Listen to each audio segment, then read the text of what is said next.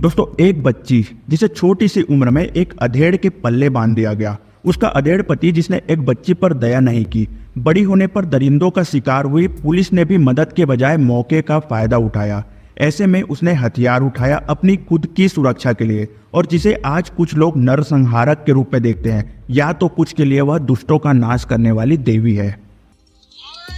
मैं हूं फूलन देवी, मैं हूं। लेकिन यहाँ हमें पहले यह सोचने की जरूरत है कि फूलन देवी ने अपने जीवन में जो भी किया उसके लिए दोषी किसे माना जाए। उसके पिता को जिसने छोटी सी उम्र में उसे एक अधेड़ के पल्ले बांध दिया, उस पुरुष को जिसने एक बच्ची पर दया नहीं की, उन दरिंदों को जिसने फूलन को लगातार नोचा, उस प्रशासन को जो फूलन को न्याय दिलाने में असमर्थ रही, या फिर खुद फूलन को।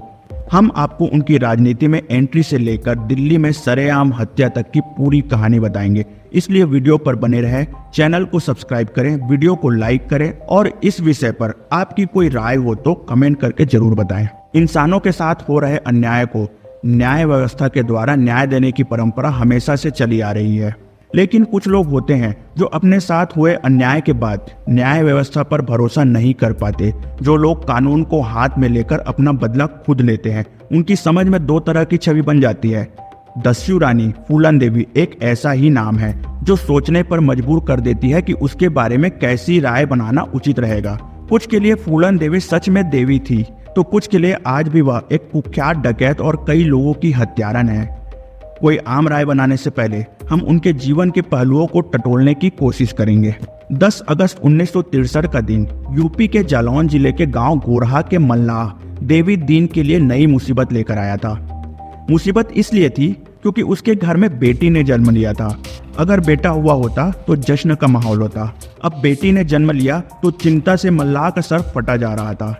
चिंता उसको पालने की, चिंता उसको बड़ा करने की, चिंता उसकी शादी की।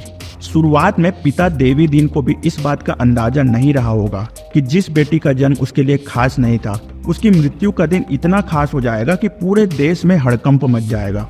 अपने माँ बाप के 6 बच्चों में फूलन दूसरे नंबर पर थी, पर दब्बू और शांत बिल्कुल नहीं थी। वह एकदम अलग थी, इतनी अलग कि सही और गलत की लड़ाई के लिए वह किसी भी हद तक बढ़ जाती थी। फूलन के पिता देवी दीन कड़ी मेहनत के बाद घर का खर्चा चला पाते थे। संपत्ति के नाम पर उनके पास केवल 1 एकड़ जमीन थी। उनके पिता की मृत्यु के बाद उनका भाई घर का मुखिया बना तथा अपने बेटे मायादीन के साथ मिलकर उसने देवी दीन के हिस्से की जमीन भी हड़प ली। जब फूलन को इस बात का पता लगा कि उसके चाचा ने उसकी जमीन पर कब्जा कर लिया है, तो वह उनसे भिड़ गई। कहते हैं कि जमीन के लिए चाचा से बात इतनी ज्यादा बिगड़ गई थी कि बात हाथापाई तक पहुंच गई। मामला यही नहीं सुलझा। अपने हक के लिए फूलन अपने खेतों के बीचों बीच धरने पर जा बैठी। इस पर उन्हें अपने पिता का गुस्सा भी झेलना पड़ा, लेकिन वह नहीं मानी। फूलन के उग्र स्वभाव से उनके पिता को अधिक चिंता होने लगी। पिता की इसी चिंता ने फूलन की जिंदगी को एकदम से मोड़ दिया। महज 11 साल की उम्र में उनके पिता ने उनका विवाह एक अधेड़ व्यक्ति के साथ तय कर दिया। शुरुआत में फूलन ने इसका विरोध किया, फिर अपनी नीति मानकर इसे भी स्वीकार कर लिया। फूलन के पिता ने उसके अच्छे भविष्य को लेकर यह कठोर फैसला लिया था, किंतु सही मायने में उन्होंने फूलन को जलती हुई आग में तपने के लिए छोड़ दिया था। फूलन के ससुराल वाले ठीक नहीं थे, उसके पति का भी उसके प्रति व्यवहार ठीक नहीं था। जल्दी ही यह सब फूलन की बर्दाश्त से बाहर हो गया और वह भागकर अपने घर लौट आई। उसे उम्मीद थी कि उसके अपने लोग उसकी मदद करेंगे, लेकिन उल्टा हुआ। फूलन मासूम थी, लेकिन उसके दुश्मन बहुत ही शातिर थे। उसके चचेरे भाई ने इस मौके का फायदा उठाकर एक झूठे आरोप में उसे जेल भिजवा दिया। वहां भी उसे न्याय मिलने के बजाय पुलिस वालों के द्वारा शारीरिक शोषण झेलना पड़ा। जैसे तैसे वह जेल से निकलने में सफल रही। वह 20 साल की उम्र में अपने एक रिश्तेदार के मदद से डाकुओं के गिरोह में शामिल हो गई। हथियार उठाने के बाद फूलन सबसे पहले अपने पति के गांव पहुंची, जहां उसने अपने पति को घर से बाहर निकाला और लोगों की भीड़ के सामने उसे गधे पर बैठाकर घुमाया और मार मार कर सड़क किनारे अधमरी हालत में छोड़कर चली गई। जाते जाते फूलन ने यह ऐलान भी कर दिया कि आज के बाद कोई भी बूढ़ा किसी भी लड़की से शादी नहीं करेगा। गिरोह में भी उसे कई प्रकार के विकट परिस्थितियों का सामना करना पड़ा। गिरोह के सरदार बाबू गुर्जर का दिल फूलन देवी पर आ गया। यह बस उसकी शारीरिक भूख थी, जिसे मिटाने के लिए वह लगातार कोशिश करता रहा। पहले उसने फूलन को बदलने की कोशिश की। जब वह कामयाब नहीं हुआ तो एक दिन उसने फूलन के साथ जबरदस्ती की। विक्रम मल्लाह, जिसका स्थान गिरोह में बाबू गुर्जर के बाद आता था, विक्रम मल्लाह ने इसका विरोध किया, बावजूद बाबू गुर्जर नहीं माना और फूलन के साथ जबरदस्ती की। बाद में विक्रम ने बाबू की हत्या कर दी थी। बाबू गुर्जर की हत्या के बाद अगली सुबह विक्रम मल्लाह ने खुद को गिरोह का सरदार घोषित कर दिया। इसी बीच उनके गिरोह में जेल से बाहर आए दो भाई श्री राम तथा लाला राम, जो ठाकुर थे और गिरोह को चलाते थे, उन्हें गिरोह में महिला के होने का पता चला और जिनके कारण गिरोह में फूट पड़ गई। बाद में उन्होंने विक्रम मल्लाह को भी मार गिराया और फूलन को बंदी बनाकर अपने गांव बेमई ले आए। यहाँ फूलन को एक कमरे में भूखे प्यासे बंद कर दिया गया। बेमई में फूलन को जो घाव मिला वह उसके लिए अब तक का सबसे गहरा घाव बन गया। यहाँ उसके साथ केवल दुष्कर्म नहीं हुआ बल्कि सामूहिक दुष्कर्म हुआ।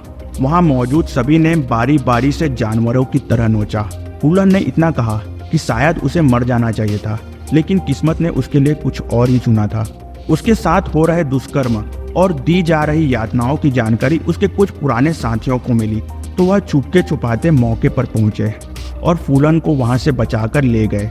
वहां से निकलने के कुछ दिन बाद फूलन ने अपने साथी मान सिंह मल्हार की सहायता से अपने पुराने मल्लाह साथियों को इकट्ठा किया और गिरोह का पुनर्गठन किया और खुद को उसकी सरदार बनाया। श्री राम ठाकुर और लाला राम के चंगुल से निकलने के 7 महीने बाद फूलन देवी को वह मौका मिल गया जिसका वह इंतजार कर रही थी। 14 फरवरी 1981 को प्रतिशोध की आग में उबल रही फूलन अपने गिरोह के साथ पुलिस के बेस में बेमई गांव पहुंची। यहाँ एक शादी का आयोजन था। फूलन और उसके गिरोह ने बंदूक के जोर पर पूरे गांव को घेर लिया तथा ठाकुर जाति के 21 मर्दों को एक लाइन में खड़ा होने का आदेश दिया। लेकिन यह वह नहीं थे जिन्होंने फूलन के साथ दुष्कर्म किया था। अपने दुश्मनों को वहां न देखकर फूलन देवी बुरी तरह से बौखला गई। फूलन ने सबसे पहले पूछा कि लाला राम कहाँ हैं। उसके मन मुताबिक जवाब न मिलने के बाद उसने सभी को बैठने के लिए कहा और फिर खड़े होने के लिए कहा। कई बार ऐसा करने के बाद अचानक से ही उसने अपने साथियों को फायर करने का आदेश दे दिया और 21 में से 20 मर्दों को मौत के घाट उतार दिया गया। सौभाग्य से चंदन सिंह अकेला ऐसा था जो गोली लगने के बाद भी जिंदा बच गया। बेमई नरसंहार के बाद फूलन बैंडिट क्वीन के नाम से मशहूर हुई। लूटपाट करना, अमीरों के बच्चों को फिरौती के लिए अगवा करना, आने जाने वाली लॉरियों को लूटना फूलन के गिरोह का मुख्य काम था और यह कुछ सालों तक चला। फिर 21 ठाकुरों की हत्या के बाद फूलन और उनका गैंग पुलिस की हिट लिस्ट में आ गया था। यूपी से लेकर मध्य प्रदेश और राजस्थान में पुलिस लगातार बागियों का या तो एनकाउंटर कर रही थी या फिर उनको सरेंडर करने पर मजबूर कर रही थी। और इन सब में केंद्र की इंदिरा गांधी सरकार भी चंबल से दस्युओं का सफाया करने के लिए राज्य सरकार को हर संभव मदद मुहैया करा रही थी। फूलन के दौर के कई बागी पुलिस में सरेंडर कर चुके थे। मध्य प्रदेश पुलिस फूलन के सरेंडर की कोशिश में जुटी थी। सरकार ने पहले भी कई कुख्यात डाकुओं का सरेंडर करा चुके एसपी राजेंद्र चतुर्वेदी को फूलन का सरेंडर कराने की कमान सौंपी। फूलन और उसका गिरोह सिमट चुका था। वह बीहड़ों से बाहर नहीं निकल पा रही थी और खाना पानी के लिए तरस रही थी। इसके बाद वह किसी तरह से आत्मसमर्पण के लिए राजी हो गई, लेकिन इसके लिए उनकी अपनी शर्तें थी। वह जानती थी कि उत्तर प्रदेश पुलिस उसकी जान की दुश्मन है, इसलिए अपनी पहली शर्त के तहत मध्य प्रदेश पुलिस के सामने ही आत्मसमर्पण करने की बात कही।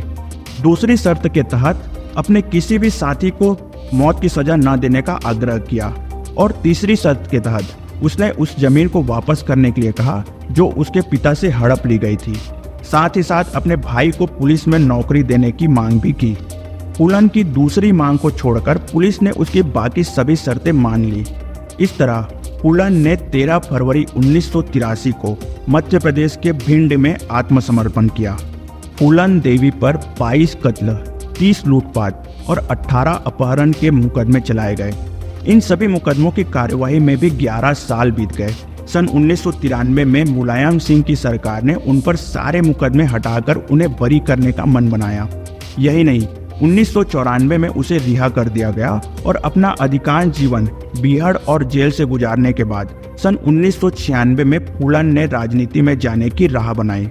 समाजवादी पार्टी की टिकट से मिर्जापुर की सीट जीतकर वह सदन का हिस्सा बनी और उसका 2 बार जीतना यह दर्शाता है कि कहीं ना कहीं उसने जनता के दिल में अपनी जगह बना ली थी।